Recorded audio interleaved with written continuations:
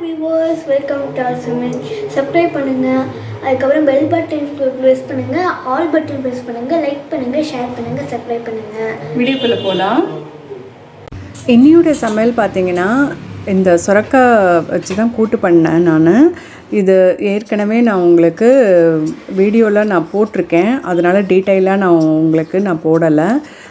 எப்படி இது கட் பண்ணணும்னு நிறைய பேருக்கு தெரியாது. அதனால் இந்த வீடியோ வந்து கொஞ்சம் கட் பண்ணுறத கொஞ்சம் நான் இதில் உங்களுக்கு நான் காமிச்சிருக்கேன். ஜஸ்ட்டு அந்த மேலே இருக்க தோலை அந்த மாதிரி பீல் பண்ணி எடுத்துட்டு நல்லா அலம்பிட்டு இப்படி 2 பாதியாக கட் பண்ணிவிட்டு உள்ளே இருக்கணும், அந்த விதைலாம் எடுக்கணும்னு அவசியம் இல்லை. இப்போ நான் கட் பண்ணுற மாதிரி நீங்கள் கட் பண்ணி எடுத்து சின்ன சின்னதாக நீங்கள் பொடியாக நீங்கள் கட் பண்ணி பைத்தம்பருப்பு போட்டு இல்லை கொஞ்சம் 1 டேபிள் ஸ்பூன் கடலைப்பருப்பும் சேர்த்து நீங்கள் வந்து அரைச்சி விட்டு கூட்டு பண்ணலாம். அப்படி இல்லைன்னா வெறும்னா இது மோர் கூட்டு பண்ணலாம். ஸோ இதனுடைய கூட்டு 2 டைப் ஆஃப் கூட்டு நான் போட்டிருக்கேன். அது லிங்க் வந்து நான் டிஸ்கிரிப்ஷன் பாக்ஸில் உங்களுக்கு நான் கொடுக்குறேன். லன்ச் காம்போலையும் உங்களுக்கு நான் போட்டிருக்கேன். ஸோ மணத்தக்காளி வத்த குழம்புக்கு இந்த கூட்டு ரொம்பவே நல்லாயிருக்கும். இதோடு சேர்த்து நான் வந்து ரசம் பண்ணியிருக்கேன்.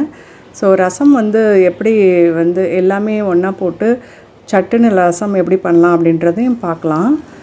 இப்போ இது வந்து கல்ச்சட்டி புதுசாக பழகணும் அப்படின்னு நீங்கள் நினச்சிங்கன்னா இந்த மாதிரி அரிசி களைஞ்சோம் இல்லையா, அந்த தண்ணியை விட்டு லைட்டாக நல்லா கொதிக்க விட்டு நம்ம 2 நாள் அது இல்லை 2-3 நாள் நம்ம இந்த மாதிரி இந்த ப்ராசஸ் பண்ணோம்னா அது கொஞ்சம் நமக்கு செட் ஆகும்.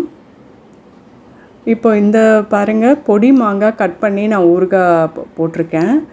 இது உங்களுக்கு இந்த ரெசிபி உங்களுக்கு வேணும் அப்படின்னா டிஸ்கிரிப்ஷனில் போய் பாருங்கள், அந்த லிங்க் உங்களுக்கு நான் கொடுத்து விடுறேன். ரொம்ப ஈஸி தான்.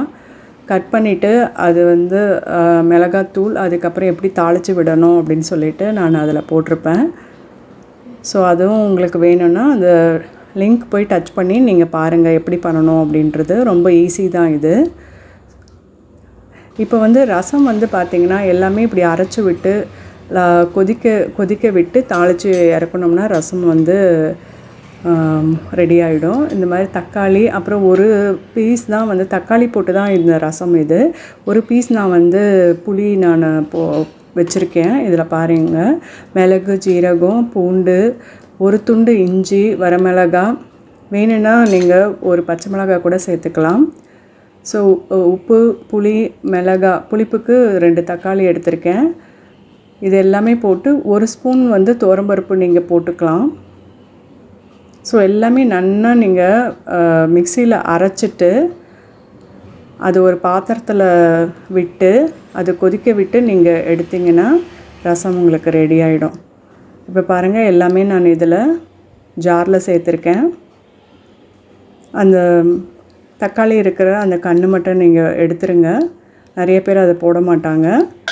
அப்புறம் மஞ்சத்தூள், உப்பு. ஸோ உப்பு, புளி, மிளகாய் ரசத்துக்கு இதில் எல்லாமே சேர்த்தாச்சு. உங்களுக்கு வேணுன்னா நீங்கள் பூண்டு சேர்க்கலாம், பூண்டு வேண்டான்னா அதை நீங்கள் ஸ்கிப் பண்ணிடலாம். 1 துண்டு இஞ்சியும் போட்டிருக்கேன். ஸோ எல்லா வகையான பொருட்களும் ஒன்றா போட்டு ஜஸ்ட்டு நல்லா கிரைண்ட் பண்ணிவிட்டு நீங்கள் வந்து கொதிக்க விடலாம். நான் வந்து கொஞ்சமாக கொத்தமல்லியும் போட்டிருக்கேன், கருவேப்பிலையும் கொஞ்சமாக நீங்கள் சேர்த்துட்டுலாம். ஸோ அது எக்ஸ்ட்ரா போடணுன்னு கூட அவசியம் இல்லை. இப்போ அகெயின் கொஞ்சமாக மஞ்சத்தூள் தூவி இதிலே உப்பு போட்டிருக்கோம் இல்லையா. ஸோ நல்லா ஒரு கொதி வரட்டும் இது. ஸோ புளி சேர்த்தா கொஞ்சம் நம்ம அந்த பச்சை வாசனை போகணும் அப்படின்னு நினைப்போம். பட் இது தக்காளி தானே, அதனால் ஜஸ்ட்டு எல்லாமே போட்டு அரைச்சி விட்டு இதை இப்போ கொதிக்க தலைச்சி வந்துடுது. நான் கொஞ்சமாக நல்லா கொதிச்சிருச்சேன்னு கொஞ்சமாக நான் வந்து ப்ளெயினாக ஜலம் கொஞ்சம் விட்டுருக்கேன். அவ்வளோதான். இப்போது இது ரசம் ரெடி ஆகிடுது. இப்போ தாளிப்புக்கு வந்து கடுகு, ஜீரகம் கொஞ்சம் போட்டிருக்கேன், பெருங்காயம், கருவேப்பிலை போட்டிருக்கேன். நெய் போட்டு தாளித்து விட்டேன்னா ரொம்பவே வாசனையாக நல்லாயிருக்கும். கொத்தமல்லி போட்டு இப்படி இறக்குனேன்னா உங்களுக்கு ரசம் வந்து ரெடி. ஸோ இது ரொம்ப ஈஸி ப்ராசஸ். இதே மாதிரி நீங்களும் பண்ணி பாருங்கள். நைட்டு டின்னருக்கு வந்து நான் வந்து பண்ணேன் நான்.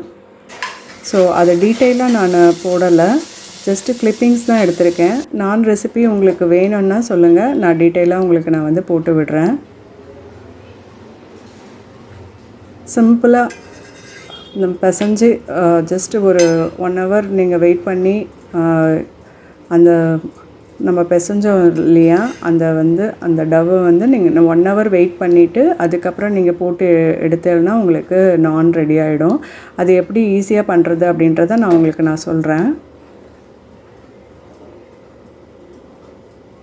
நம்ம எடுத்ததும் பட்டர் நம்ம அப்ளை பண்ணி நம்ம வச்சுட்டுலாம். கொத்தமல்லி வேணாலும் நீங்கள் தூவிக்கலாம், எள்ளு இல்லாட்டி தூவிக்கலாம். அந்த மாதிரி நீங்கள் எந்த ஃப்ளேவர் வேணுமோ அதை நீங்கள் வந்து அப்ளை பண்ணிக்கலாம் பட்டர் போட்டதுக்கப்புறம். ஸோ இதுக்கு வந்து நான் தாபா ஸ்டைலில் ஆலு கிரேவி தான் பண்ணேன்.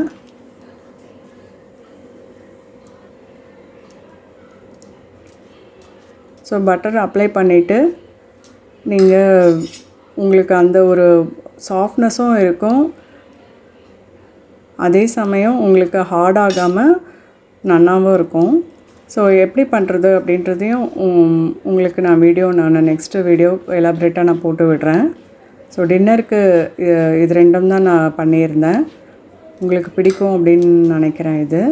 ஸோ எந்த ரெசிபி உங்களுக்கு பிடிச்சிருக்கு அப்படின்றதையும் நீங்கள் சொல்லுங்கள், கமெண்ட் செக்ஷனில் போட்டு விடுங்க. நெக்ஸ்ட் வீடியோவில் அந்த ரெசிபி வேணும்னா நான் அகெயின் உங்களுக்கு எலாபரேட்டாக நான் போட்டு காமிக்கிறேன். ஸோ நெக்ஸ்ட் வீடியோவில் உங்களை நான் மீட் பண்ணுறேன். எந்த மாதிரி ரெசிபீஸ் வேணும் அப்படின்றதையும் நீங்கள் போடுங்க.